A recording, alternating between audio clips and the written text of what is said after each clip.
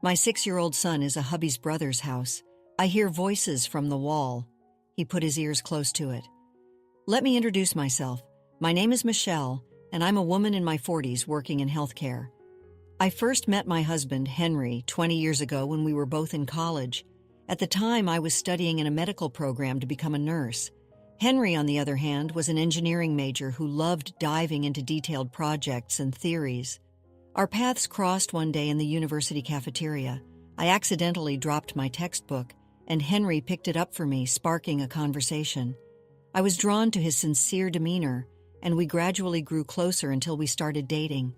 After graduating, I began my career as a nurse while Henry started his journey as an engineer. We grew together, supported each other, and eventually got married. Later, we welcomed our wonderful son Andrew into the world, making our family even happier. Andrew is now 6 years old with an inquisitive nature and a rich emotional sensitivity. Henry and I love him deeply and cherish every moment of raising him. On weekends, we enjoy going to the park or reading picture books together as a family. Henry's brother, John, also values family just like us. John has found success as an architect and has built a happy home with his wife, Sandra. Their daughter, Joyce, is 10 years old. She's a bit introverted, but is always warmly looked after within the family. One day, our family decided to visit John's home after a long time apart. We hopped in the car and headed towards John's place. During the ride, Andrew gazed out the window and asked, "Mommy, what kind of stories does Joyce like?" I smiled and replied, "I heard Joyce loves animal stories.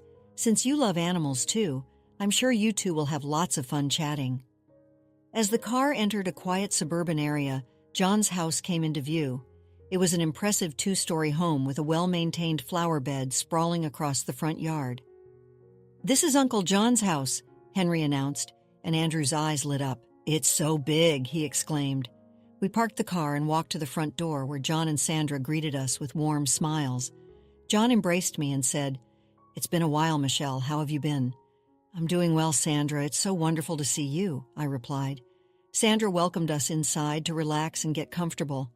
Joyce waved shyly at Andrew, who returned the greeting with a bashful, "Hi, Joyce." She took his hand and said, "Hi, Andrew. Let me show you around the house." Stepping inside, we were greeted by a spacious living room filled with warm-colored furniture and decor, creating an instantly soothing ambiance. As we settled into the living room, Sandra brought us some freshly brewed tea. "Thank you, Sandra. Your home is absolutely lovely," I complimented, to which Sandra replied with a smile, "Thank you. We're so happy to have you all here." Meanwhile, Henry and John were engrossed in shop talk. John excitedly described his latest architectural project, and Henry listened intently, sharing in his enthusiasm. "You know, John designed this house himself," Sandra mentioned, much to my surprise. "Really? That's incredible, John. To think you designed such a beautiful home," I marveled. As dinner time approached, Sandra and I found ourselves in the kitchen preparing the meal together. While cooking, Sandra confided, "I hope Joyce and Andrew get along well. She's a bit shy, you know." I reassured her, saying, "Don't worry, Sandra. Andrew makes friends easily, so I'm sure he and Joyce will hit it off in no time." Dinner was a joyful affair, filled with laughter around the table as the children exchanged stories. Andrew shared tales from his favorite picture books, and Joyce listened with delight. As the night grew late, Sandra suggested, "It's about bedtime. Andrew, would you like to have a sleepover in Joyce's room?" Andrew happily agreed, and Joyce smiled, saying, "Sure, let's have a sleepover." We retired to our respective rooms as a peaceful night settled in. Henry and I sat on the living room couch reflecting on the day's events. "It was so nice to have everyone together like this after so long," I said, and Henry quietly replied, "Yeah, it makes you appreciate the importance of family." Late into the night, the house was enveloped in stillness. Andrew was sound asleep in Joyce's room, while Henry and I rested in the guest bedroom. I was drifting off, wrapped in a cozy weariness, when suddenly something stirred me awake. In the dimly lit room, I found Andrew standing beside my bed, his small hand gently shaking my shoulder as he whispered, Mommy, wake up." I rubbed my sleepy eyes and looked up at Andrew. "What's the matter, sweetie? It's so late." Andrew's face was etched with worry. "I woke up to go to the bathroom, but I heard a voice coming from the wall in Joyce's room. It was scary and I couldn't fall back asleep. A voice, what do you mean? I asked cautiously. It's true, Mommy, believe me, I heard someone saying help me from inside the wall, he said, tears welling up in his eyes. I hugged Andrew close and gently stroked his hair. It's okay, honey. I'm sure it was just a misunderstanding. Maybe you had a bad dream. It's very late now, so let's sleep together tonight. At that moment, Henry stirred awake.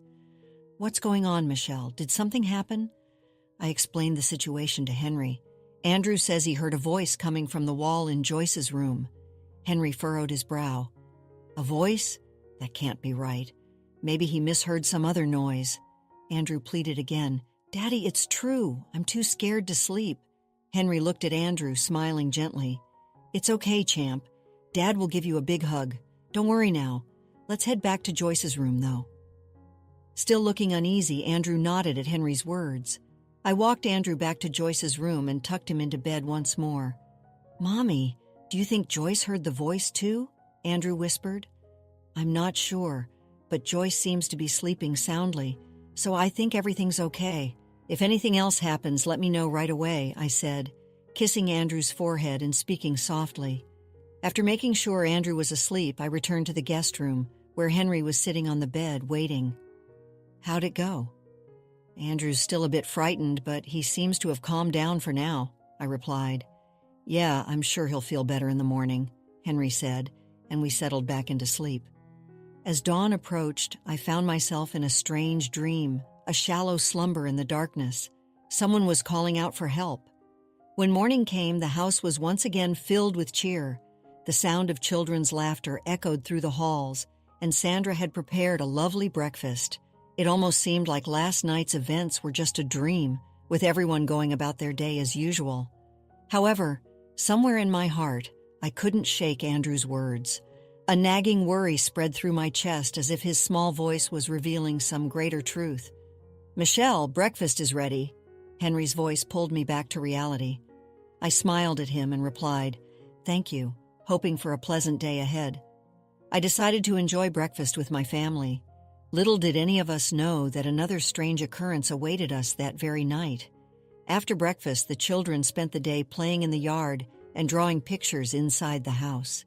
Meanwhile, the adults enjoyed conversations over tea in the living room and watched an American football game on TV.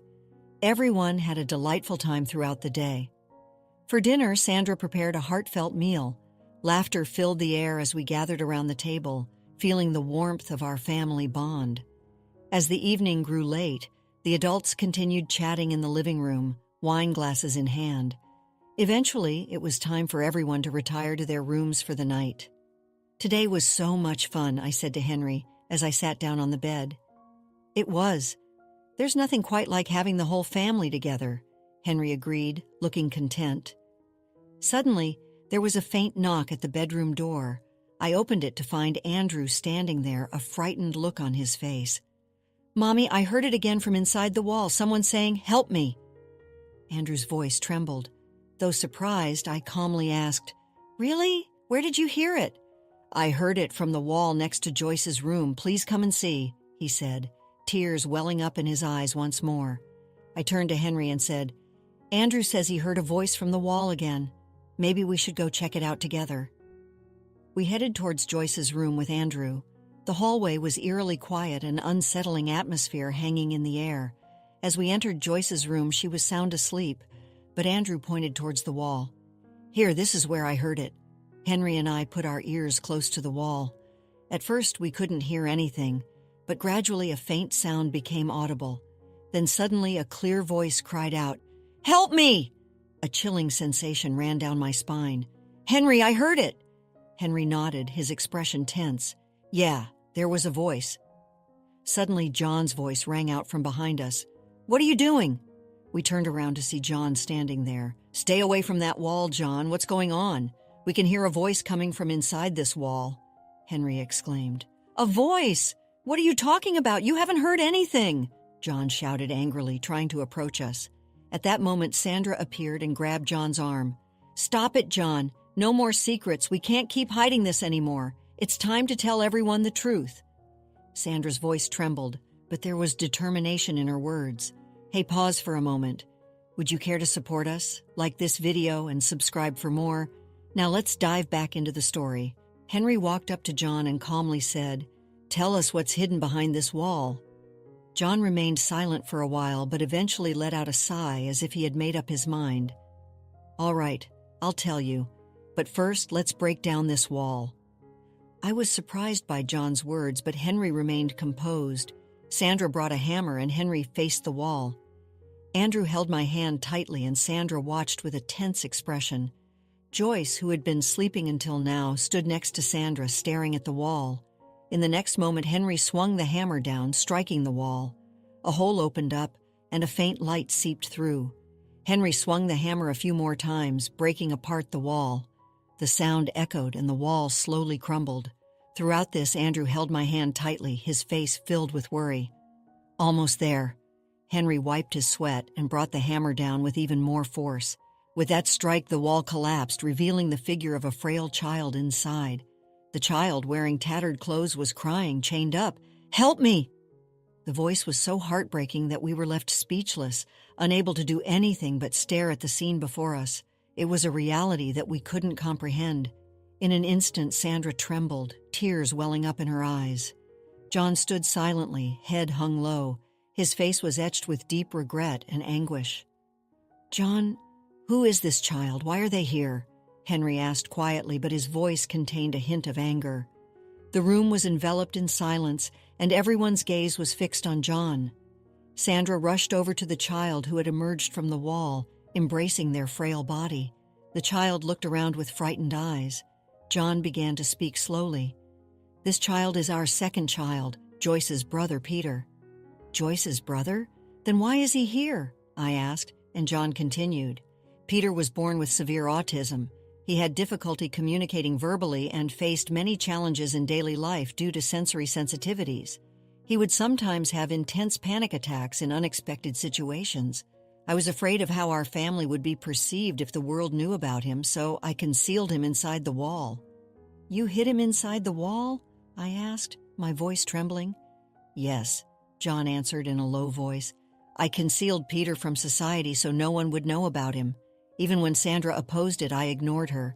I believed it was for the good of the family. I thought Peter's existence would tarnish our reputation." Henry said, his voice filled with anger, "It's insane to subject a child to this." John grimaced. "You wouldn't understand. You have no idea how cruel the world can be. The prejudice and discrimination a child faces simply for having a disability. I did my best to protect my family from that." "Your best? This?" I couldn't help but say, "John, you gave in to your fears and sacrificed Peter?" I said, my voice shaking with anger. John replied coldly, "Sacrifice? No. This was a choice made for the family. Peter needed special care, but that didn't mean the entire family had to suffer for it. I considered the happiness of the whole family." "The happiness of the whole family? And this is the result?" Henry shouted, his voice filled with rage. "Your way is wrong. Peter needed proper care and love. By taking those away from him, you failed as a father." John's face turned red. "What do you know? I've always done what's best for my family. You have no right to deny that," Sandra pleaded, trembling. "John, please stop. You were wrong." John was shaken by those words and fell silent for a while. "I was wrong? No, I was trying to protect my family." Sandra continued, "John, what you did didn't protect Peter. It hurt him, and it hurt me and Joyce, too." John looked confused and said in a trembling voice, "But to protect you from the eyes of the world." At that moment, Andrew said in a small voice, "Mommy, Daddy, families are supposed to love each other, right?" Andrew went on, "Peter is Joyce's family, isn't he? Then we should love Peter too. I want to play with Peter." John looked into Andrew's innocent eyes and was at a loss for words. "Play with Peter," Andrew added. "Families should all be together and help each other. Hey, Daddy, Peter looks cold. Please help him. I'll help too." John was deeply moved by those words. He remained silent for a while, but eventually hung his head. "It seems I was wrong putting Peter through this. It's unforgivable." Sandra wiped her tears and said gently, "It's not too late to start now. From now on, let's love and support Peter together. Joyce, Peter, and us, we can all be happy." With tears in his eyes, John said, "I'm truly sorry for everything until now. From now on, I'll accept Peter as part of the family. I'll never hide or hurt him again. I'll protect him with all my strength." John slowly approached Joyce, knelt and met her eyes. "Joyce, this is Peter. You might not remember, but he's your little brother. Daddy has been hiding him, but from now on we'll spend time together as a family. Will you love your little brother?" Joyce had a mix of surprise and confusion on her face, but eventually nodded quietly. "Peter, hello, I'm Joyce, your big sister." Those words warmed my heart. I could see that Joyce's innocent acceptance moved John and Sandra's hearts even further. Henry looked at John. "You'll have to show it, not just in words, but in actions. Peter needs proper medical care and attention. Joyce will need care too. We'll help, but you need to truly change." John bowed deeply. "Thank you, Henry, and I'm sorry for getting you involved in this. I promise to love and protect Peter as a family from now on." Sandra added, "I feel the same way. I vow to keep loving Joyce and Peter." I felt a little relieved by those words. I hope so this child never has to suffer again. After that, we immediately took Peter to the hospital. Fortunately, there was a hospital nearby that accepted patients at night. Sandra stayed by Peter's side, and John seemed to have regained his composure. Henry asked John again, "John, what do you plan to do from now on?" John closed his eyes and took a deep breath. "I'll make sure Peter gets all the care he needs.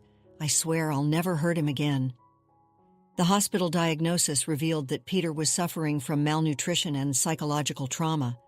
It was no surprise considering he had only been given the bare minimum of food and water. The doctor said it would take time for him to recover, but with proper care and affection, he could overcome it. Sandra held Peter's hand and said through tears, "I'll always be by your side from now on." John apologized to Sandra again. "Sandra, I truly did something unforgivable. From now on, I'll do everything I can to support Peter." A few weeks passed, and Peter began to show signs of recovery as he received rehabilitation and counseling. His expression gradually regained vitality. John took care of Peter every day, doing everything he could for him. Henry and I also visited John's house regularly, watching over them and realizing that John was truly trying to change. Andrew seemed happy to be able to play with Peter, and they slowly deepened their bond. John and Sandra showed a positive attitude towards rebuilding their family. Sandra said, "John, let's grow together as a true family with Peter from now on." John nodded deeply and replied, "You're right, Sandra. We still have a lot to learn. Let's walk through life together with Peter." Laughter returned to John and Sandra's home, and the children's smiles began to shine once again. Several months passed, and both our family and John and Sandra's family had regained a sense of peace. Peter showed a remarkable recovery. The whole family worked hard for him, and their efforts were beginning to bear fruit. On a sunny Saturday afternoon, we decided to invite John, Sandra, Joyce, and Peter to the park. Peter played on the playground with Joyce and Andrew, and their laughter was constant. Every time we saw his smile, we felt a deep sense of relief and joy. John watched them and smiled at us. "Thank you so much for that time. Family is a wonderful thing," Henry replied. "It sure is. The most important thing now is that everyone is happy." Just then, Andrew came running up to us. "Daddy, Mommy, look, Peter can ride the swing now."